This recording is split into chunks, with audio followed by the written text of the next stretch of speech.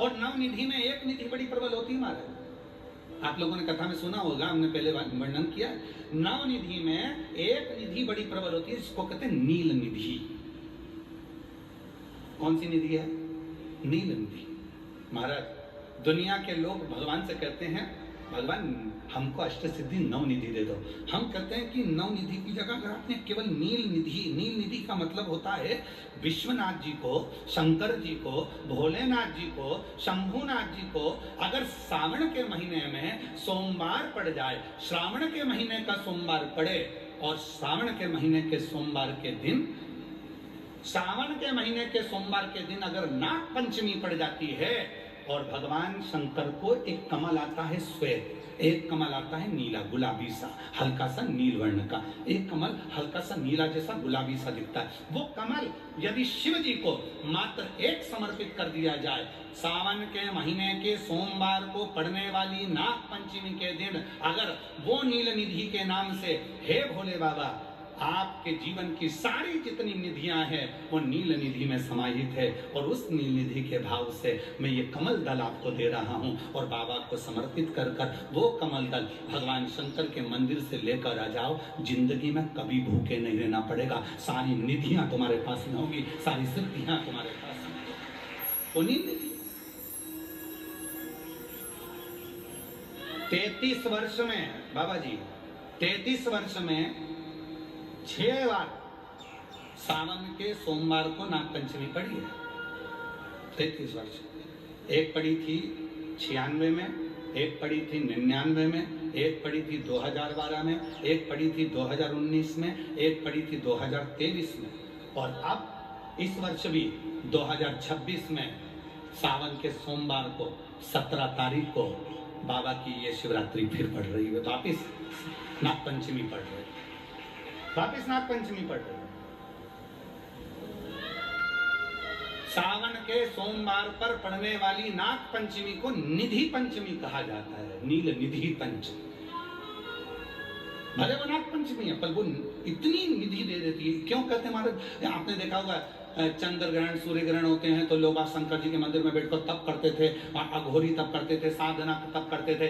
अब ये संसार का मनुष्य कोई अघोरी तो है, संसार का मनुष्य अघोर व्रत तो धारण करता नहीं है, संसार का मनुष्य तो बेचारा घर में डूबा रहता है, परिवार में डूबा रहता है, काम में डूबा रहता है, तो इसको निधि कैसे प्राप्त हो, इसको वो हीरा कैसे मिल जाए, इसको वो फल कैसे मिल जाए? तो उसके लिए स्वयं देवाधिदेव महादेव की कथा करती है, स्कंद पुराण वर्णन करती है, शिव पुराण वर्णन करती है। सावन के महीने में जब सोमवार पड़े, सोमवार के दिन नाग पंचमी पड़े, नाग पंचमी के दिन जो नील पुष्प भगवान शिव को कमल का समर्पित कर देता है और उसी कमल के पुष्प को नील निधि के रूप में लेकर आ जाता है, उसके पास में कभी जिंदगी में ना अष्ट सिद्धि की कमी होती है, ना नव निधि की कमी होती है। उसका वैभव।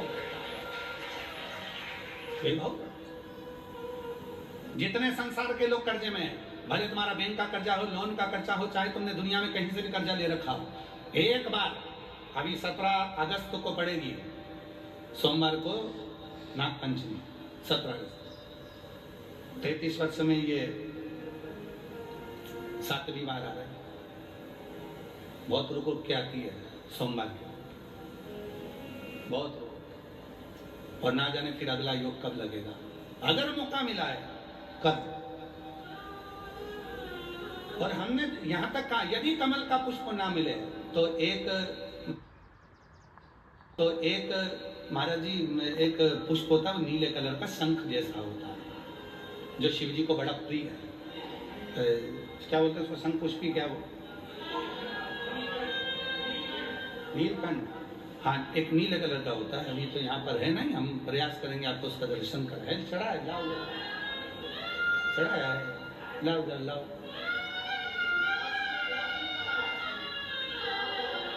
अच्छा, यहाँ मिलता है? अच्छा, हाँ, ये एक बार नील निधि के नाम से शिव को समर्पित करना और बाबा को समर्पित कर कर उसी को वापिस लेकर आना। बाबा मेरे घर में अष्ट सिद्धि नव निधि निवास करे, कृपा करना। 1 साल के अंदर आप सब पत्र में लिखकर भेजोगे कि आपको किसी के दरवाजे पर हाथ फेराने की जरूरत नहीं पड़ेगी। भगवान जो वैभव देगा वो देखते बनेगा। नील निधि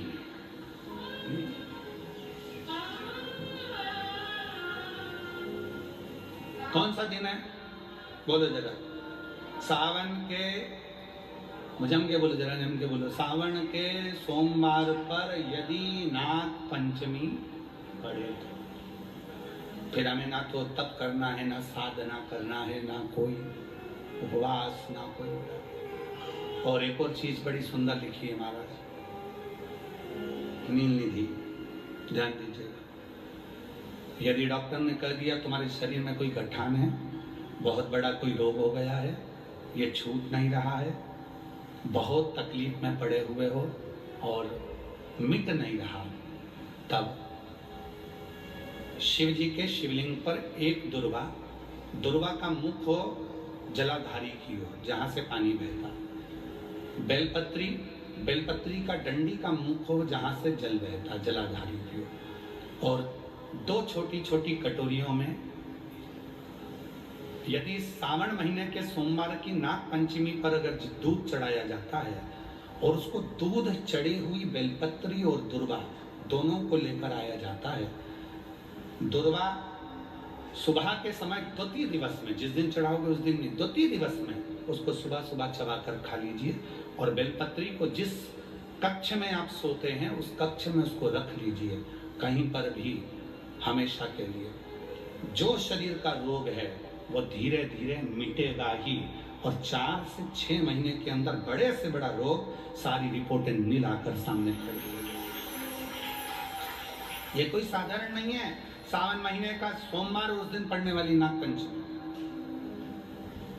आप सबको तो साधुता है, आपकी बात 17 अगस्त को पड़ रही है और बाबा की कृपा से आपको ये कथा श्रवण करने को मिल गई नील निधि की।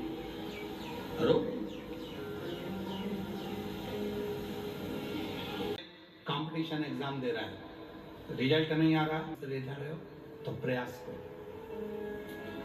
सावन के महीने के सोमवार की नाग पंचमी के दिन, सोमवार की नाग पंचमी के दिन लाल चंदन बाजार में होता है, लाल चंदन, उस लाल चंदन का लेपन घिस लो, उसको घिसकर बेलपत्री की दोनों पत्तियों में, नीचे वाली दोनों पत्तियों में उस लाल चंदन का लेपन करिए। बेलपत्री के नीचे वाली दोनों पत्तियों में लाल चंदन का लेपन करिए और ऊपर वाले पत्ते पर केवल लच्छा किसको बोलते हैं यहाँ पर, क्या बोलते हैं, नाड़ा, लच्छा क्या बोलते हैं, मौली, लच्छा, नाड़ा, जो भी है वो बीच वाली पत्ती पर रखकर देव अधिदेव महादेव को समर्पित कर दीजिए और बाबा पर 1 लोटा जल चढ़ा दो।